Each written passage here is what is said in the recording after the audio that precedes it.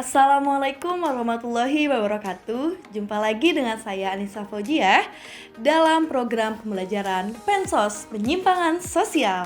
Nah, baiklah sahabat, pada hari ini kita akan mempelajari mengenai penyimpangan sosial dan pengendalian dalam penyimpangan sosial yang ada di dalam masyarakat. Nah, oleh karena itu, pertama kita akan membahas mengenai konsep dasar dan pengertian dari penyimpangan sosial. Perilaku yang tidak sesuai dengan nilai dan norma dalam masyarakat disebut sebagai perilaku menyimpang atau nonkonformitas atau antisosial. Sebaliknya, perilaku yang sesuai dengan nilai dan norma yang ada di dalam masyarakat disebut sebagai perilaku tidak menyimpang atau konformitas. Dengan demikian, dapat disimpulkan bahwa suatu perilaku dinilai menyimpang atau tidak diukur dengan nilai dan norma sosial yang berlaku dalam suatu masyarakat.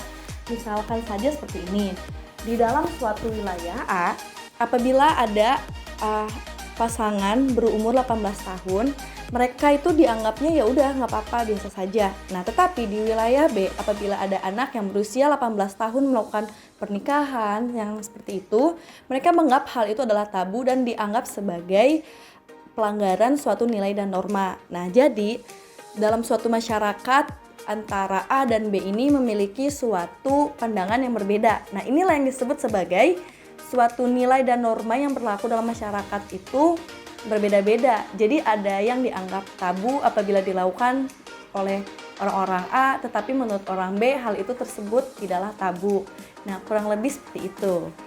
Baiklah, materi yang selanjutnya adalah faktor-faktor penyimpangan sosial. Adapun faktor-faktor penyimpangan sosial adalah sebagai berikut. Yang pertama, ketidaksempurnaan sosialisasi. Yang kedua, menganut nilai-nilai subkebudayaan menyimpang. Yang ketiga, kesalahan memahami informasi. Yang keempat, ikatan sosial yang menyimpang. Nah, 4 tadi itu adalah faktor-faktor penyebab dari penyimpangan sosial yang ada di dalam masyarakat. Nah, setelah kita mengetahui faktor-faktor dari penyimpangan sosial, kita akan mengetahui bentuk-bentuk dari penyimpangan sosial yang ada di dalam masyarakat. Nah, yang pertama itu adalah penyalahgunaan narkoba atau zat-zat nabza. Yang kedua, perkelahian antar pelajar atau tawuran. Yang ketiga, penyimpangan perilaku seksual seperti hubungan di luar pernikahan, lalu homoseksual, dan lain-lain. Lalu yang terakhir adalah tindakan kriminal. Nah, tindakan kriminal ini bisa berupa pencurian, penjamretan, lalu perusakan dari barang-barang berfasilitas umum seperti vandalisme dan lain-lain. Nah, setelah kita mengetahui pengertian bentuk faktor, kita akan mengetahui bagaimana cara mengendalikan dari penyimpangan sosial itu.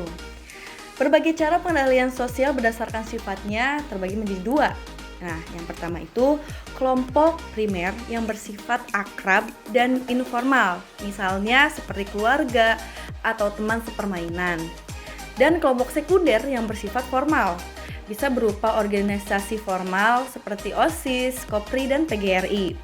Adapun alat-alat pengendalian sosial pada masyarakat adalah sebagai berikut.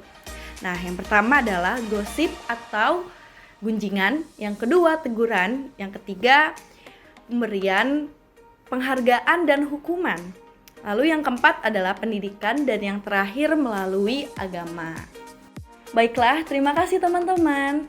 Saat ini materi sudah semua tersampaikan dan tibalah saatnya kita untuk berpisah. Saya Anissa Faujiah pamit undur diri. Semoga pembelajaran hari ini membawa banyak ilmu untuk kita semua. Wassalamualaikum warahmatullahi wabarakatuh.